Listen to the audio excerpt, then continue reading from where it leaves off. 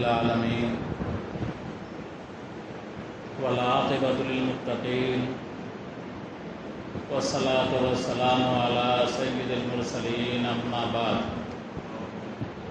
قال الله تبارك وتعالى في كلامه المجيد أعوذ بالله من الشيطان الرجيم بسم الله الرحمن الرحيم واللاتي تخافون نشوزهن فعظوهن واهجروهن في المضاجع واضربوهن فإن أطعنكم فلا تبغوا عليهن سبيلا إن الله كان عليا كبيرا وقال تعالى في موضع آخر يا أيها النبي إذا طلقتم النساء فطلقوهن لعدتهن وأحصوا العدة صدق اللہ العظیم۔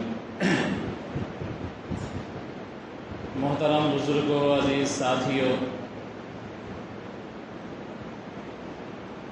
موجودہ حالات کے پس منظر میں گزشتہ ہفتے آپ حضرات سے بات چیت کی گئی تھی اور نکاح کا کیا طریقہ ہے مختلف مذاہب میں، اسی طرح تعدد نکاح، تعدد ازدواج یعنی کئی شادیاں کرنا، اس کا رواج کب سے تھا؟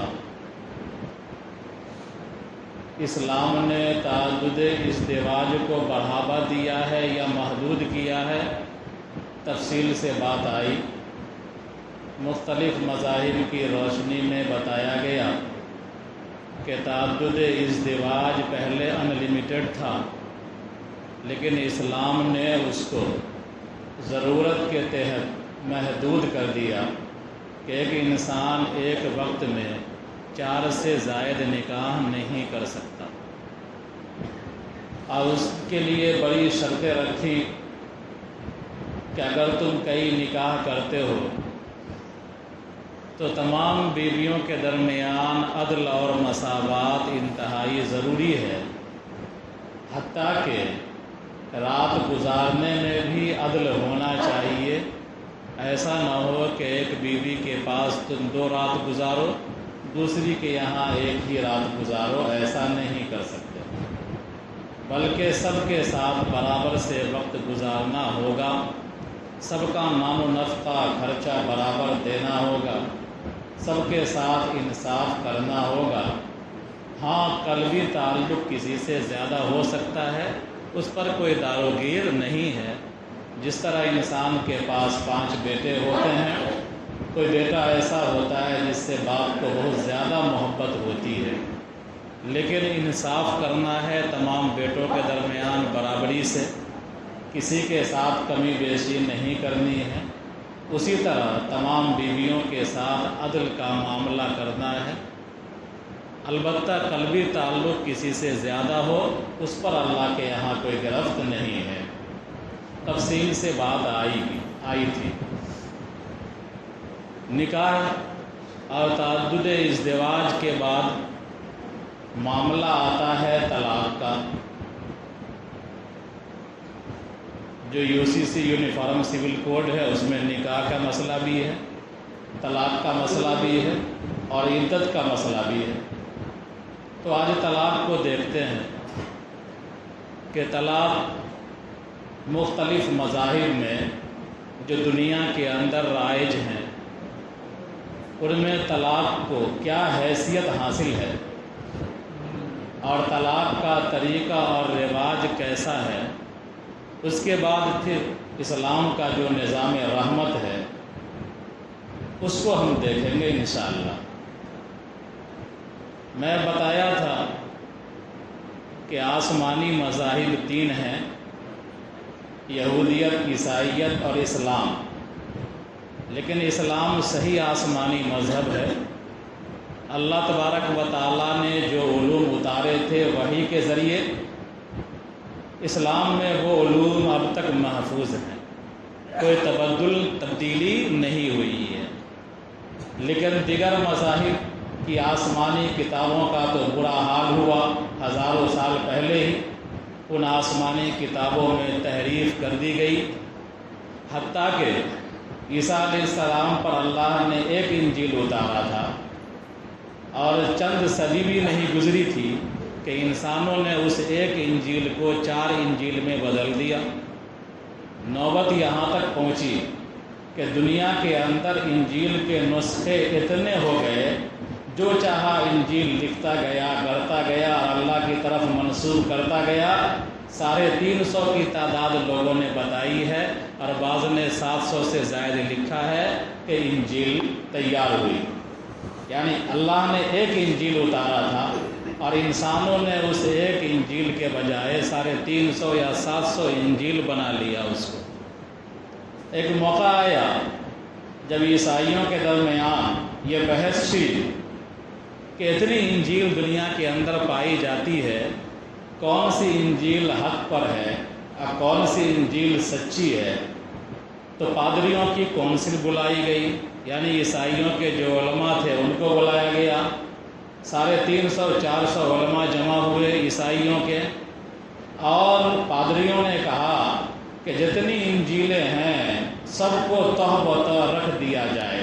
جس طرح کتاب رکھتے ہیں تہ بتہ، اس طرح تمام انجیل کو یکے بعد دیگرے رکھ دیا جائے، اور تمام پادری سجدے میں گر جائیں اور کہیں خداوند جو انجیل سچی ہے وہ رہ جائے، جو جھوٹی ہے وہ گر جائے۔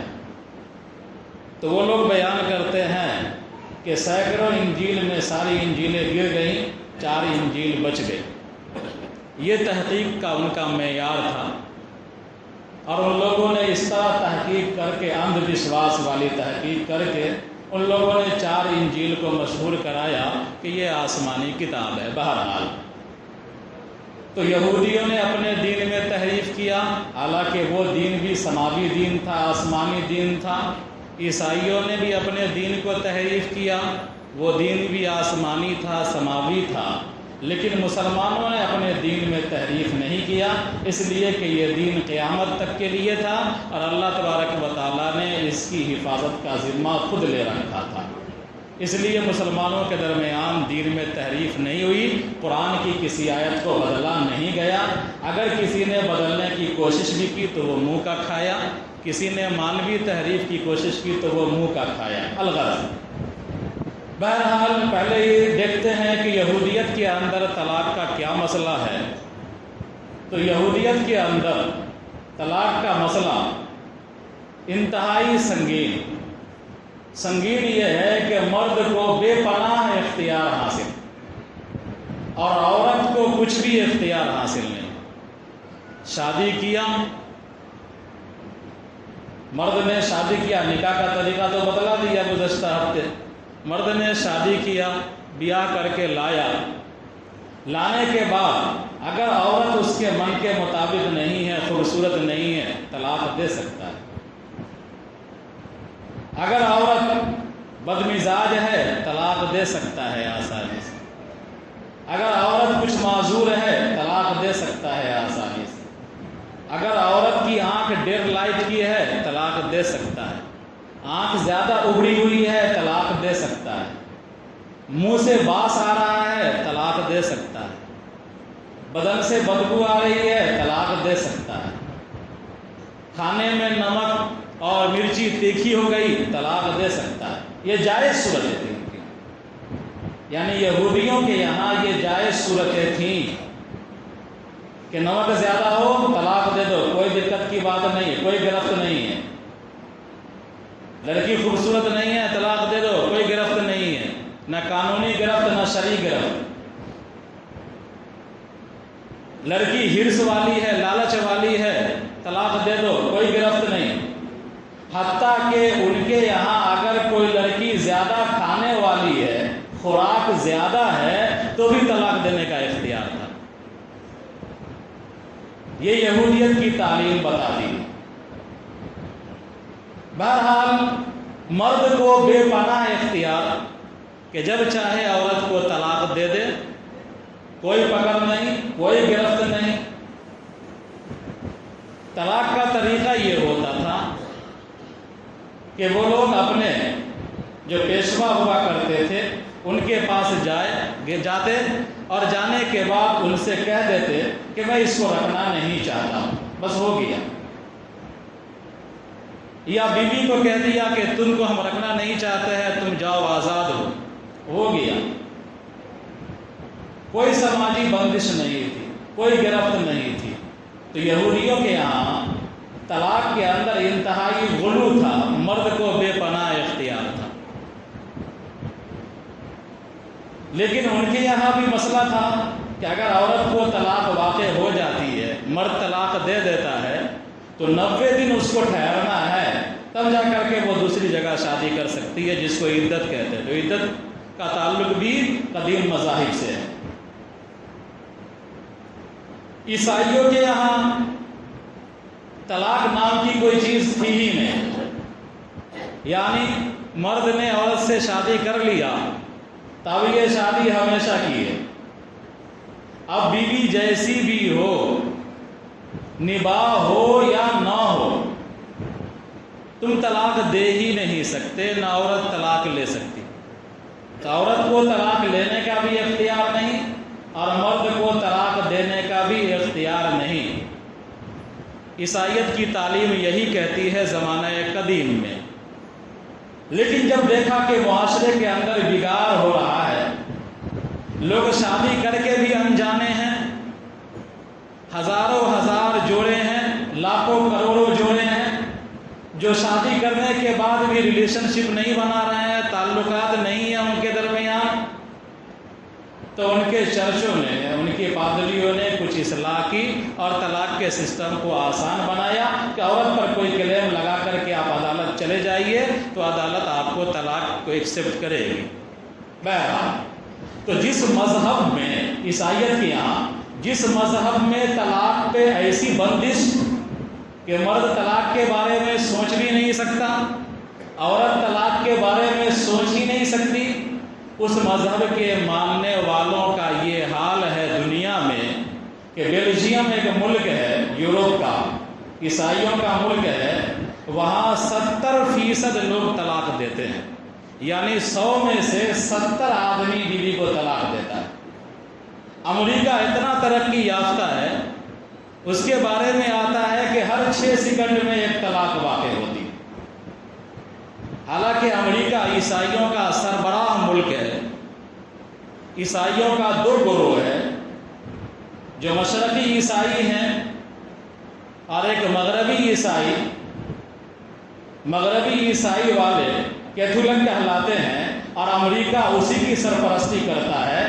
تو امریکہ جیسے مہذب ملک میں، جو دنیا کے اعتبار سے اپنے آپ کو تو سورگ ہی سمجھتا ہے، تو اس میں ہر 6 سیکنڈ پر ایک طلاق واقع ہوتی ہے۔ یہ حال ہے ان کا۔ بہرحال یہ تو یہودیت کے یہاں ہوا، عیسائیت کے یہاں ہوا۔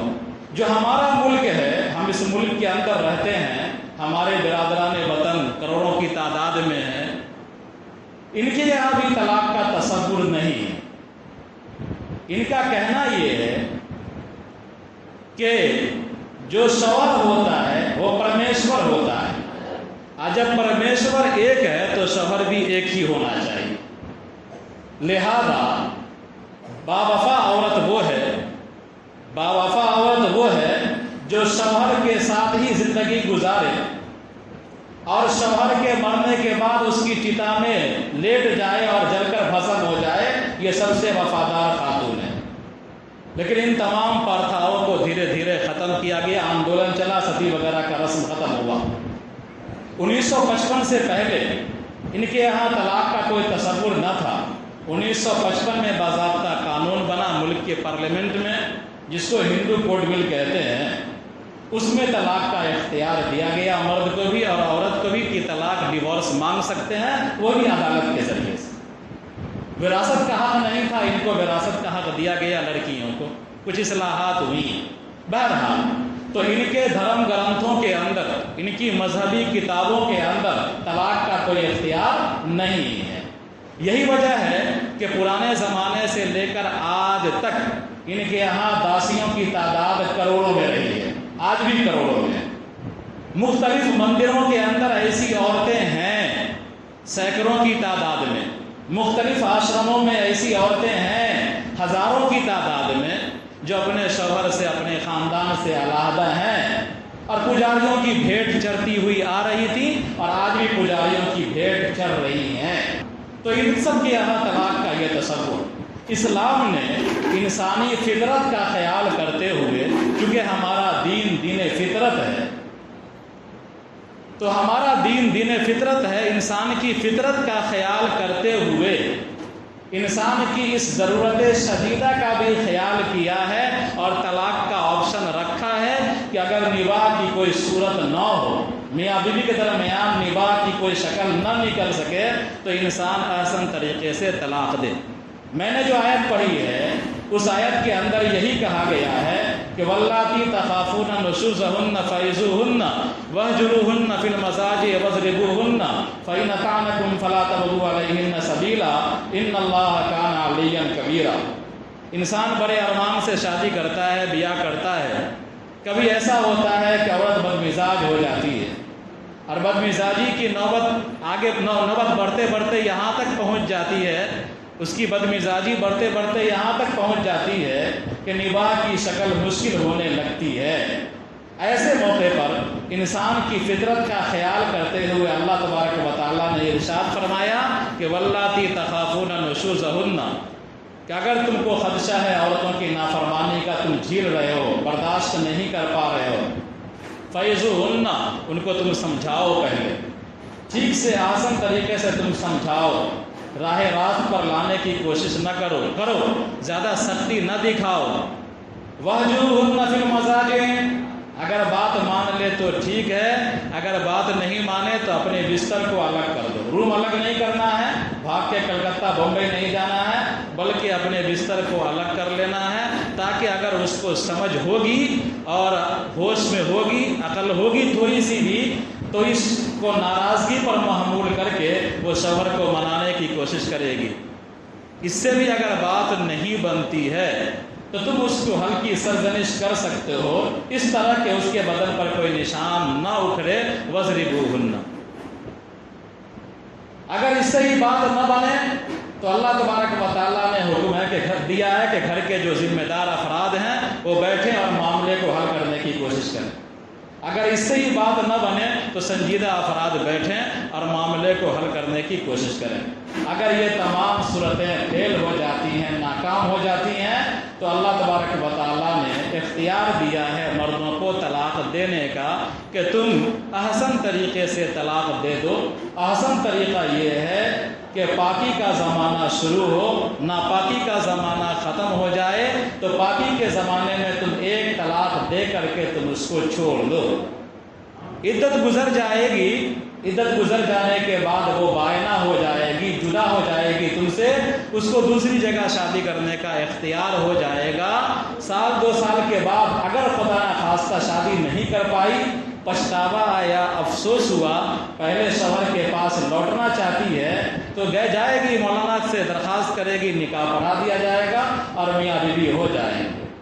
یہ آسان طریقہ اللہ تبارک و تعالیٰ نے بتلایا ہے۔ اس کے بعد دوسرا طریقہ بتلایا ہے جو حسن کہلاتا ہے، اچھا طریقہ ہے، وہ یہ ہے کہ تم کو انتظار کر کر کے 1 2 3 طلاق دے دینا ہے، یعنی ناپاکی کا زمانہ ختم ہو جائے، پاکی کا زمانہ شروع ہو جائے، تو بغیر ساتھ رہے ہوئے، ہم بستری کیے ہوئے 1 طلاق دے دو۔ مہینہ گزر جائے گا، پاکی کا زمانہ گزرے گا، ناپاکی کا زمانہ آئے گا، پھر پاکی کا زمانہ شروع ہوگا، تو پھر بغیر ہم بستری کیے ہوئے 1 طلاق دے دو۔ اس کے بعد پھر پاکی کا زمانہ گزر جائے گا، ناپاکی کا زمانہ آئے گا، پھر ناپاکی کا زمانہ ختم ہوگا، پاکی کا زمانہ آئے گا، تو پھر تم 1 طلاق دے دو۔ اس طرح 3 مہینہ تم کو سوچنے اور سمجھنے کا موقع ملے گا ایک دوسرے کو۔ ہو سکتا ہے کہ اللہ تبارک و تعالیٰ توفیق دے دے، بیوی سدھر جائے، شوہر کے مزاج کے اندر بھی نرمی آ جائے اور وہ رجوع کر لے۔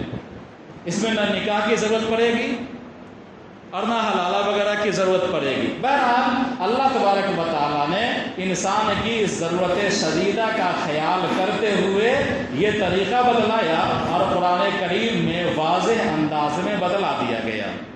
لیکن ہم لوگ جو طلاق دیتے ہیں، ایک بار میں 3 طلاق دے دیتے ہیں، یا پاکی ناپاکی کا خیال کیے بغیر ناپاکی کے زمانے میں بھی طلاق وقت دیتے ہیں، یہ سمجھتے ہیں کہ طلاق کیا ہے، گلیے ہے، اور تینوں طلاق بول دیتے ہیں، یہ بدعت ہے، اور یہی طلاق کو ہندوستان کی پارلیمنٹ نے غیر قانونی قرار دیا ہے۔ بہرحال تو ہمارا نظام، ہمارا دین فطرت ہے۔ تو ایک طرف دیکھیے یہودیوں کے یہاں مکمل آزادی مردوں کو کہ جب چاہے طلاق دے دے، عورت کی کوئی حیثیت نہیں۔ عیسائیوں کے یہاں مکمل بندش کہ طلاق تم دے نہیں سکتے، اور ہندوؤں کے یہاں طلاق کا تصور بھی نہیں۔ اگر طلاق دینا ہے اب تو قانون کے اعتبار سے عدالت کا دروازہ کھٹکھٹائیے، ڈیورس مانگیے، پھر جا کر کے طلاق ہوگی، 1-2 سال لگ سکتا ہے۔ نتیجے کے اندر ان تینوں طریقوں پر عمل کرنے سے معاشرہ بے اعتدالی کا شکار ہے، بے راہ روی کا شکار ہے۔ لیکن اسلام نظام فطرت ہے، تو انسان کی فطرت کا خیال کرتے ہوئے اللہ تبارک و تعالیٰ نے گھر کا گارجین مرد کو بنایا ہے۔ جس طرح کہا ہے، ابھی صاحب نے کہا ہے کہ ایک ملک کے اندر، ایک گھر کے اندر 2 گارجین نہیں ہو سکتا، تو ایک ملک کے اندر 2 قانون کیسے چل سکتا ہے؟ ایک گھر کے اندر 2 قانون نہیں چل سکتا، تو ایک ملک کے اندر 2 قانون کیسے چل سکتا ہے؟ تو اسی طرح ایک گھر کے اندر 2 گارجین نہیں ہوتا۔ طلاق کا معاملہ مرد کے سپرد اللہ تبارک و تعالیٰ نے کیا ہے کہ گارجین یہی رہے گا، نکاح ختم کرنے کا گارجین مرد کو بنایا ہے، تاکہ یہ سوچ سمجھ کر کے، انتہائی خطرناک فیصلہ ہے، عورت تو ترک مزاج ہوتی ہے، بات بات میں غصہ ہو جاتی ہے، اور تمام احسانات کو ایک بار مزاج کے خلاف ہوتا ہے تو تمام احسانات کو وہ کافور کر دیتی ہے، اور ایسا جملہ بول دیتی ہے کہ مرد شرما کے بھاگ جاتا ہے، نکل جاتا ہے۔ اگر عورت کو اختیار دیا جاتا تو صبح شام طلاقیں واقع ہوتی۔ تو اللہ تبارک و تعالیٰ نے نکاح، رشتے کا گارجین مرد کو بنایا ہے، اور یہ نظام فطرت ہے۔ مرد سوچ سمجھ کر کے کوئی اسٹیپ اٹھاتا ہے، قدم اٹھاتا ہے۔ بہرحال مختلف مذاہب کی روشنی میں آپ کے سامنے طلاق کے سلسلے میں کچھ باتیں عرض کی گئیں۔ یکے بعد دیگر مختلف ہفتوں میں ان تمام موضوعات پر باتیں آتی رہیں گی انشاءاللہ تعالی۔